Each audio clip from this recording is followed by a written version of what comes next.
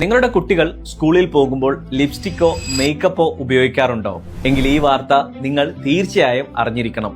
സംസ്ഥാനത്തെ സ്കൂളുകൾ lipstick free campus ആക്കാൻ ഒരുങ്ങുകയാണ് ശിശുക്ഷേമ സമിതി. ഇതിനു പിന്നിലെ കാരണം കേട്ടാൽ നിങ്ങൾ ശരിക്കും ഞെട്ടും. തിരുവനന്തപുരം RCCയുടെ റിപ്പോർട്ട് പ്രകാരം സംസ്ഥാനത്ത് കുട്ടികളിൽ കുടൽ ക്യാൻസർ വർദ്ധിക്കുന്നതായി കണ്ടെത്തിയിട്ടുണ്ട്. ഇതിന് പ്രധാന കാരണം ലിപ്സ്റ്റിക്കുകളിലും ഫേസ് ക്രീമുകളിലും അടങ്ങിയിട്ടുള്ള മെർക്കുറി, കാഡ്മിയം തുടങ്ങിയ മാരക രാസവസ്തുക്കളാണ്. മുതിർന്നവരെ അപേക്ഷിച്ച് കുട്ടികളുടെ ചർമ്മത്തിന് കട്ടി വളരെ കുറവാണ്.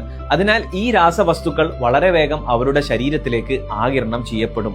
ഇത് അലർജിക്കും ഹോർമോൺ വ്യതിയാനങ്ങൾക്കും ഒടുവിൽ ക്യാൻസറിനും വരെ കാരണമായേക്കാം.